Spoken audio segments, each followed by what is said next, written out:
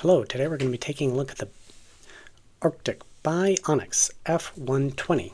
Let's get into it. So first, overall ranking. For most recent ranking information, I do ask that you check out my best of video series because that'll have the most recent data compared to other fans around it.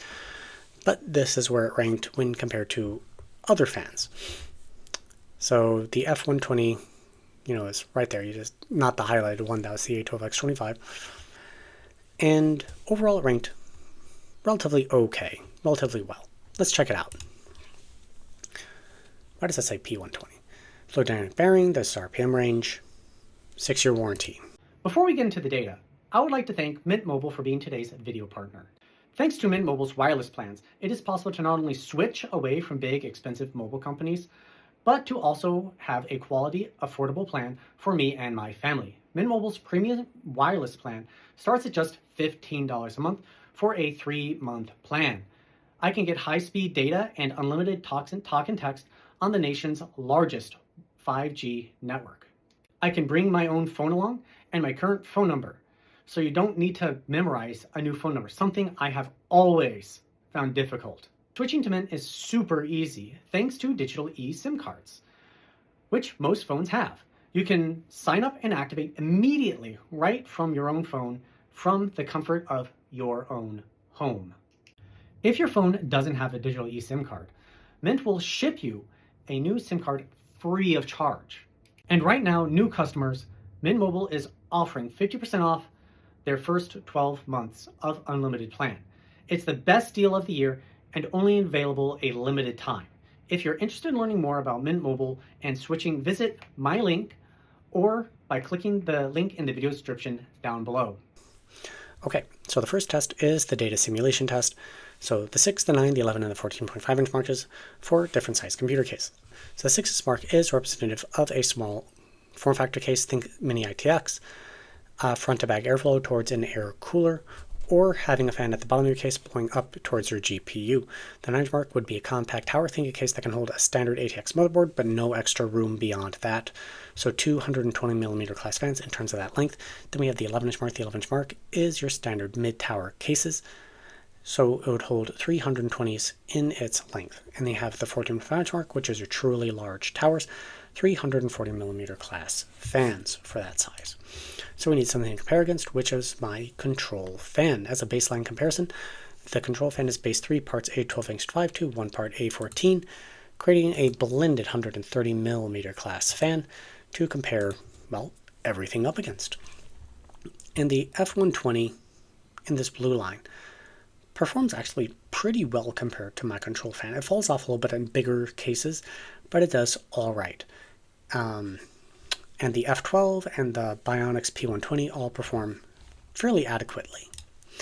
At 100% PWM fan signaling, the F120 performs better than my control fan, despite its slower RPM. It does generate a little bit more noise, but that could also be sample-to-sample bias. I've run into that with Arctic quite a few times.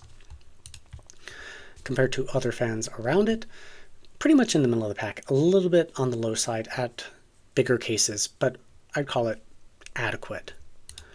At 100% PWM fan signaling, towards the upper end of the pack in terms of its noise level at doing this, a little bit on the noisy side, but not too bad compared to some of the other ones that perform similarly to it.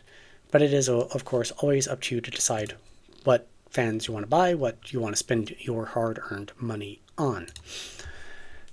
Using the 9 inch mark as a baseline, airspeed versus decibel rating, it does well enough, especially at lower RPMs, but as the RPM and airspeeds get higher, the noise level increases at a higher rate than the airspeed compared to other fans around it, making it less efficient or effective at higher RPM levels, so it's not quite as noise efficient at its upper end as other fans are.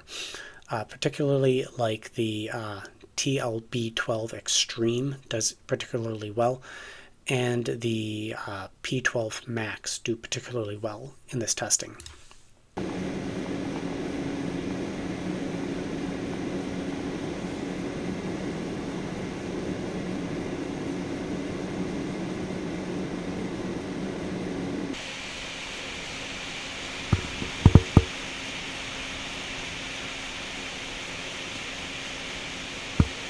Now we're on to performance noise CPU air cooler. At this time, I'd like to thank my YouTube and Patreon members.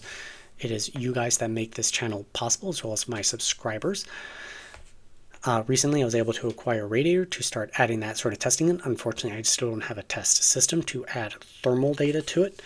So we're still relying on airspeed. However, the airspeed going through the radiator and my air cooler are almost identical. This isn't saying that the thermal performance is identical. It is just that the resistance to airflow traveling through it is nearly identical. So I'm calling them the same at this time.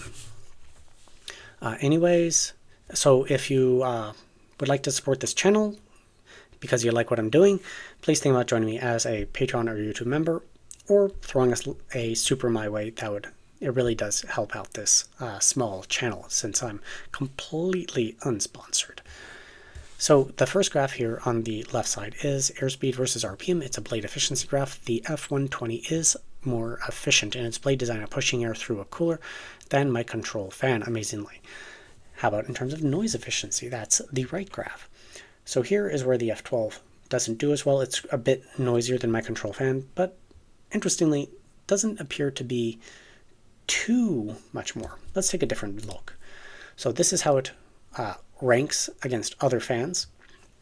My control fan is this blue line at the bottom. So it is noisier than my control fan, and it's kind of okay. So noise normalized results through the air cooler. The Bionix F120 is towards the bottom of the graph. It's not particularly good, but it's also not designed for this sort of application. So the end result is, it makes kind of a lot of sense. At 100% PW fan signaling, it is actually sitting in the middle. So that's actually a pretty impressive result for the fan, all things considered. It beats out the P120, which is kind of surprising. So that's kind of cool. In terms of its efficiency, meters per second versus decibel rating, well, it is lower than a lot of the others, so indicating it's not quite as noise efficient, despite having overall pretty good air speed going through it. So definitely not the best. If we take a look at the previous graph or chart, 27.7 decibels, while the P120 was only at 20. So you do get more performance, but at a higher noise level, like 3/4 more noise, if that kind of makes sense. Now we're on to CFM testing. This is airflow down a tube, basically a scientific exercise, because computer cases generally don't operate in this sort of form function. So blade efficiency, CFM versus RPM. The F120 does a little bit better than my control fan in terms of its noise efficiency. Well, at lower air speeds, noise levels, it matches up with my control fan. But as we increase that RPM, the noise level increases faster than my control fan for the same CFM level. So how does it rank? Bottom middle, it's okay. The P12 does better, the F12 does better. If we take a look at it at 100% PWM fan signaling, bottom middle once again. The Bionix P120 performs better than it in this test. So it's okay. And in terms of that chart where we compare CFM to decibel rating versus other fans, it's kind of holding true. It's just a flatter line, so it increases noise faster than it increases airspeed compared to other fans around it. So there are just better choices out there. And that brings us to the value proposition for this $14 fan. Value is just performance per dollar. It is not raw performance. You want to see the earlier graphs for that.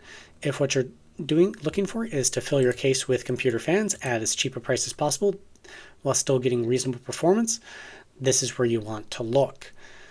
So the F120 is towards the better end of the graph in terms of its performance per dollar, but there are just better options out there. At the 11-inch mark, same sort of story, kind of repeating myself again. In the CFM test, sort of the upper end, but there are ones that are significantly higher value than it, but its value is still kind of okay. At CPU cooler testing, not ranked nearly as well, but I'd still put it in the upper part of the graph. Newer graphs, I have them ranked high to low as opposed to this just random, not even alphabetical. It was basically the order I've done fan testing. So that is improvement. That is in newer videos. But this is where it is. And that brings us to the raw data. The raw data does belong to me and this channel. If you want to use it for your own personal use, we go ahead and do so.